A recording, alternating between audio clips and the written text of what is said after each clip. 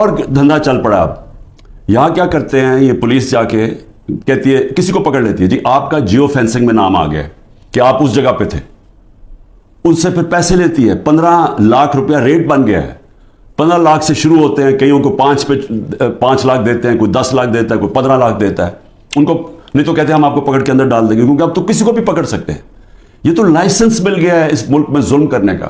آپ کسی کو بھی پکڑ کے جیل میں ڈال دیں, جی ایم پی او کے اندر جیل میں ڈال دیں. یعنی یہ میں سوال یہ پوچھتا ہوں کہ کوئی خوف خدا ہے کیا؟ آپ کو ڈر ہے کہ آپ کتنی دیر زندہ رہیں گے؟ آپ کو اوپر والے کو جواب دینا پڑے گا کہ یہ جو آپ کر رہے ہیں اپنے لوگوں سے. میں یقین دلاتا ہوں کہ یہ جب اس طرح کی چیزیں کسی ان جو اپنی قوم نہیں ہوتی, مثلا ہندوستان کی فوج جو کشمیریوں سے کر رہی ہے, یا اسرائیل کی فوج جو فلسطینوں سے کر رہی ہے, میں آپ کو یقین دلاتا ہوں کہ وہاں بھی کوئی چیک ہو جاتا ہے. وہ ایک افغانستان کے اندر ایک سب سے آسٹریلیا کا جو ڈیکوریٹڈ سیکیورٹی فورسز کا آدمی تھا, جس کو سب ہیرو مانتے تھے, جو اس کے جو تغمے ملے ہوئے تھے جس کو, اس کے اوپر ان کے کئی فوجیوں نے کہا جی اس نے افغانیوں ان کو غلط قتل کیا. اس کے اوپر ایکشن لیا گیا کہ دوسروں کے خلاف بھی اس نے اگر غلط کام کیا سزا ملی اس کو. تو ہم تو آج ایک عجیب سے حالات دیکھ رہے ہیں, اور جو بھی اس کے پیچھے سوچ ہے اس کو تو کوئی خوف نہیں ہے کہ میں نے ایک دن اللہ کو جواب دینا ہے. اور یہی ہماری بدقسمتی ہے کہ یہ وہ ملک جو بنا تھا اسلام کے نام پہ, بہت بڑے پرنسپلز اسلام کے تھے. جب میرے نبی صلی اللہ علیہ وسلم جنگ پہ نکلتے تھے تو انسٹرکشنز دیا کرتے تھے کہ عورتوں کو, بچوں کو, بوڑھوں کو, بلکہ وہ تو کہتے تھے درخت بھی نہیں آپ نے کاٹنے. یعنی ایسی جو ہمارا جو سویلائزیشن, جو ہمارا عظیم لیڈر تھا, وہ کس طرح کی ایک سوچ رکھتے تھے انسانیت کے طور پہ, اور پھر جو ان کا انصاف کا پیمانہ تھا وہ کس لیول کے اوپر تھا, اور اس لیے تو وہ دنیا کی عظیم قوم بنے. تو آج حالات دیکھیں, وہ ملک جو اسلام کے نام پہ بنا تھا, نہ یہاں کوئی انصاف رہ گیا ہے, نہ کوئی انسانیت رہ گئی ہے, نہ کوئی اسی کو فکر ہے کہ عدالتیں کیا کہہ رہی ہیں, نہ فکر ہے کہ یہ عورتیں ہیں, ان سے ہمارا تہذیب, ہمارے دین ہمیں کہتی ہے کہ ایک ان کی عزت کرو, ان کا دھیان رکھو. نہ ان کی فکر ہے. 15 سال کے بچوں کو اٹھا کے لے گئے ہیں, بوڑھوں سے جو کیا ہے, جو ہمارے کارکنوں, ہمارے لیڈرشپ, عثمان ڈار اس کے گھر میں گھس کے اس کی والدہ سے جو کیا, جو اسلم اقبال ان کی والدہ آکسیجن کے ہے اس سے جو کیا ہے. تو مجھے تو حیرت ہوتی ہے کہ کوئی اس میں, کوئی آپ میں شرم نہیں ہے, کوئی خوف نہیں ہے اللہ کا. شہریار افریدی کا بھائی فوت ہو جاتا ہے, شہریار افریدی کو اجازت نہیں دی جاتی اپنے بھائی کی فوتگی, اس کے جنازے پہ جایا جائے. ہمارے دور میں نواز شریف کی بیوی فوت ہوئی, 4 دن گزارنے کے لیے دیا ہم نے. تو یہ کون سا جرم کیا ہے شہریار افریدی نے؟ کوئی پتہ تو چلے کہ جرم کیا کیا ہے.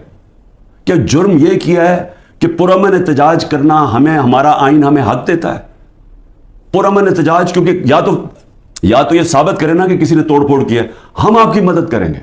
ہم ہتھیار بیٹھے ہیں, آپ بتائیں کہ کور کمانڈر ہاؤس کسی نے جلایا یا کسی نے کوئی پولیس کی گاڑی جلائی ہو, ہم کہتے ہیں کہ ہم پہلے دن سے کہہ رہے ہیں کہ ہم ان کو, یہ مجرم ہیں قوم کے.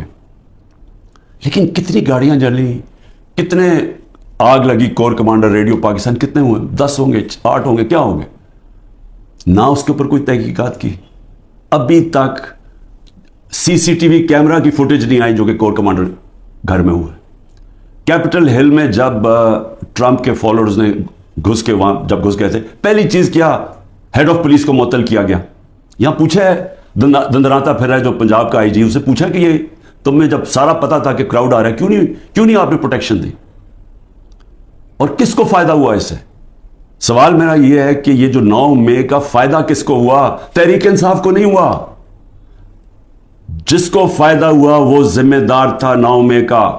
اور میں آپ کو آج لکھ کے دیتا ہوں کہ جس دن ایک انڈیپینڈنٹ اس کے اوپر انویسٹیگیشن ہوگی, یہ ثابت ہوگا کہ یہ کیا گیا تھا, پری پلان تھا. یہ کیسے ہو سکتا ہے 48 گھنٹے میں 10,000 لوگوں کو پکڑ لیا جا کے پی ٹی آئی کے؟ یہ کیسے ہو سکتا ہے؟ کیا لسٹیں بن گئی 48 گھنٹے میں؟ پتہ بھی چل گیا کدھر ہے, اور ایک دم جا کے سارا کریک ڈاؤن کر دیا؟ یہ کہ ماننے والی بات ہے؟ پہلے سے پلان کیا ہوا تھا.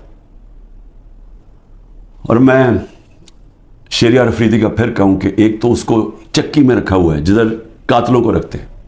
اس کے بعد جب اس کو وہاں جانے نہیں دیا, وہاں جا کے اس کے رشتہ داروں کو اٹھا لیا, جنازے سے اس کے رشتہ داروں کو اٹھا کے جیل میں ڈال دیا. ابھی بھی لوگوں کو پکڑ پکڑ کے جیل میں ڈال رہے ہیں. اور سب سے جو افسوسناک بات یہ ہے کہ جس طرح لوگوں کو جیلوں میں رکھا ہوا ہے, جن کنڈیشنز میں لوگوں کو جیلوں میں رکھا ہوا ہے, جس طرح کے شہریار افریدی ان کو منسٹر رہ چکے ہیں, ان کو کلاس بی یا جو بھی جیل ہوتا ہے اس کے اندر فیسلٹیز دی جاتی ہیں. ذرا دیکھیں گے نواز شریف وغیرہ اور یہ مریم یہ کیسے رہتے تھے جیلوں میں, شہباز شریف کیسے رہتا تھا.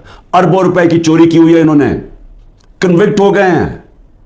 پینما کے اندر انکشاف ہوا کہ یہ مہنگے مہنگے ان کے اربوں روپے کی اپارٹمنٹس, یہ یہاں سے پیسہ چوری ہو کے گیا کیونکہ ان کے پاس تو کوئی منی ٹریل نہیں تھی. تو رہن سہن ان کا دیکھیں, ان کی کیا غلطی ہے؟ کیا یہ غلطی ہے کہ کہیں تحریک انصاف اقتدار میں نہ آ جائے, اس لیے اس کو کرش کریں, جو بھی تحریک انصاف میں اس کو کرش کیا جائے.